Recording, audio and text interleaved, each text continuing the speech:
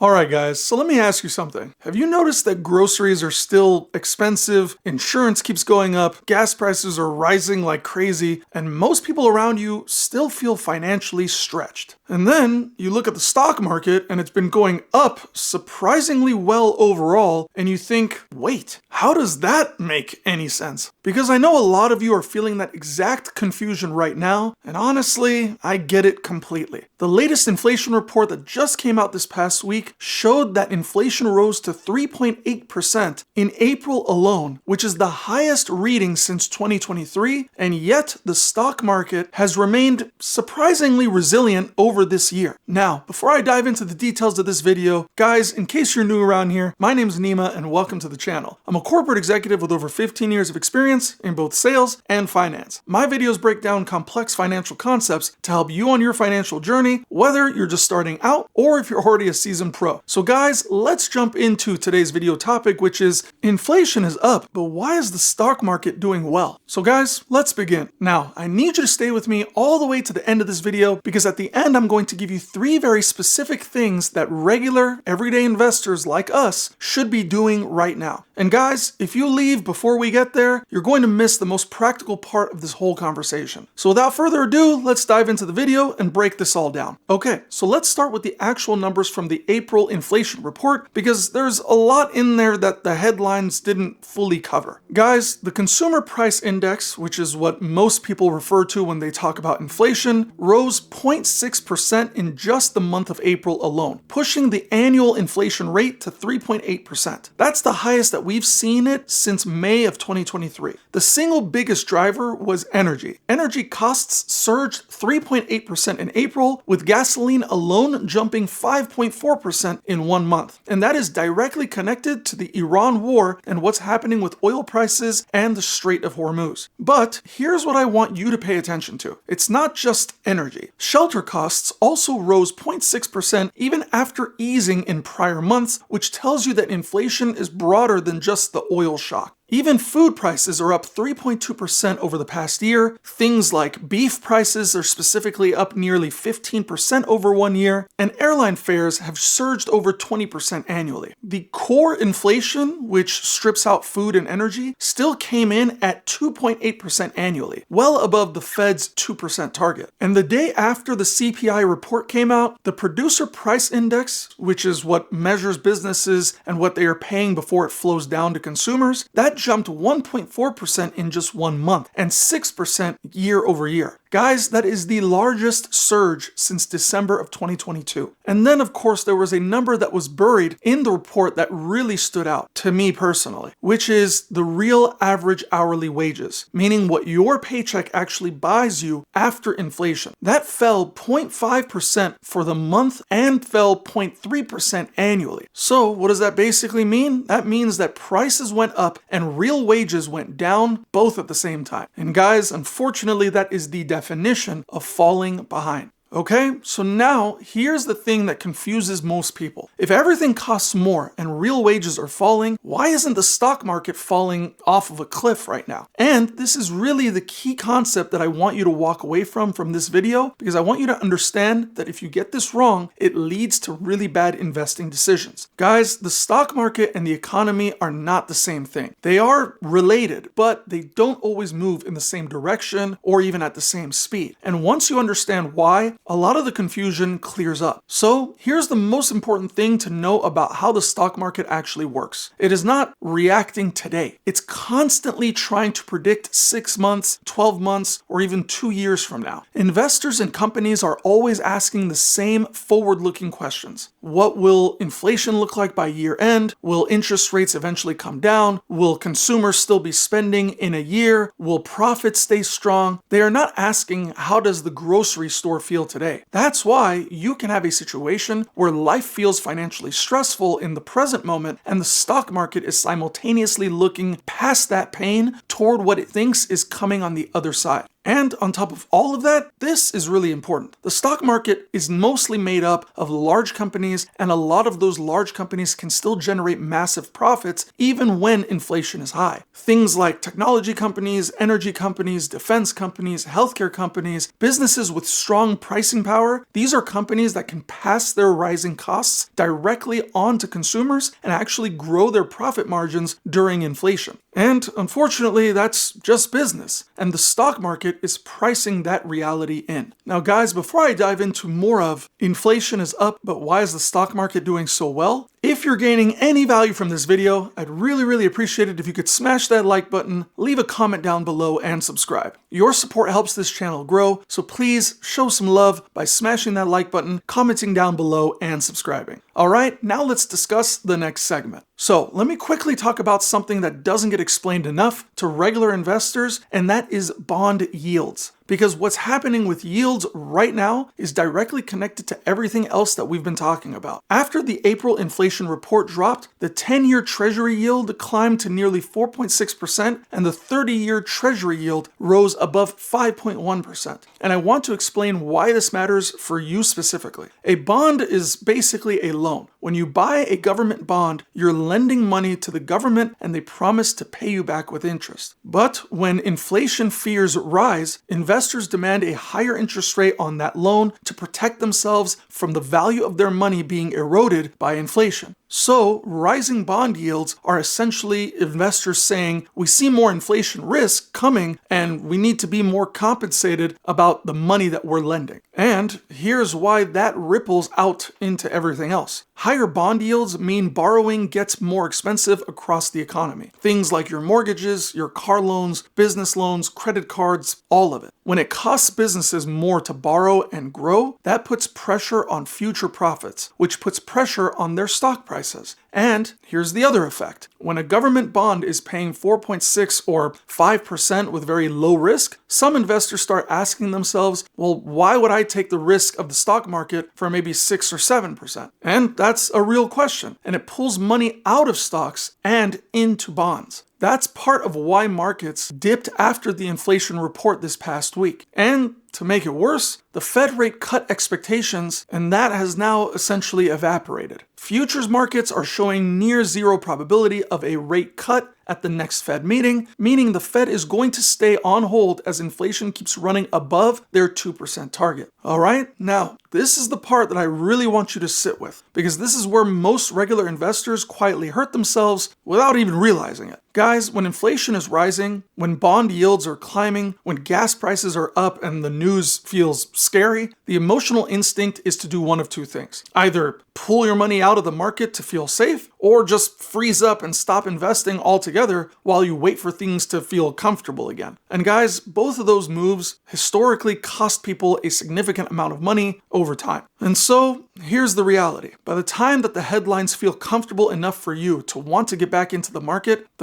has already moved and you've missed your recovery. And the opposite is equally true. People panic sell during scary headlines only to watch the market bounce back right after they pulled their money, sitting on the sidelines watching their would-be gains happening without them. And I want to be real about something. Fear is a trillion-dollar business. There's always going to be another inflation report, another oil spike, another war, another election, another reason to feel anxious about your money. And guys, unfortunately, that is never going to stop. So if your investing strategy changes every single time that the news changes, you're going to feel financially unstable as an investor permanently. Because the news, again, it never stops being scary. What separates people who build real long-term wealth is not that they have better information or better timing. It's that they have emotional discipline when everyone around them is panicking, and a system that keeps them consistent regardless of how the headlines feel. Alright guys, so we're at the end of the video, and here's what I told you to stay for. 3 specific things that regular everyday investors should be doing right now in this exact environment. Number 1, if you don't have a written investment plan, stop everything and just make one. I don't care if it's in a notebook or in a spreadsheet or on your phone, just write it down somewhere.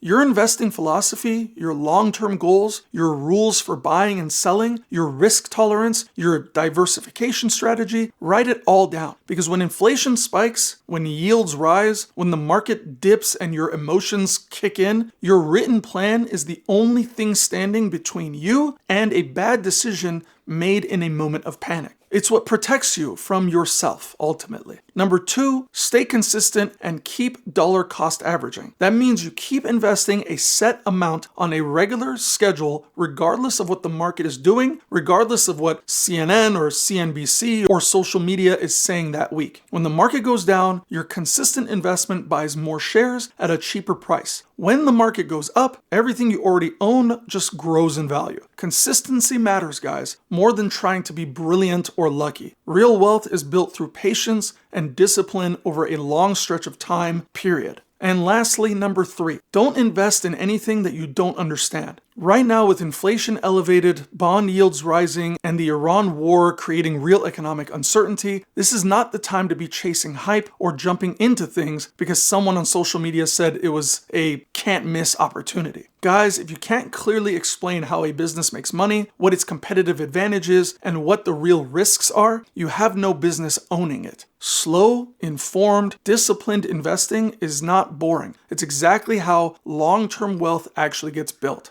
So guys, I appreciate you watching this video all the way through. Please subscribe so you don't miss the next videos that I put out almost every other day. And please drop a comment and let me know what you think down below of this video. What are you doing with your stocks? How are you investing properly? And if you have any questions, I'm happy to help you. I appreciate you guys watching this video all the way through, and I'll see you guys in the next video.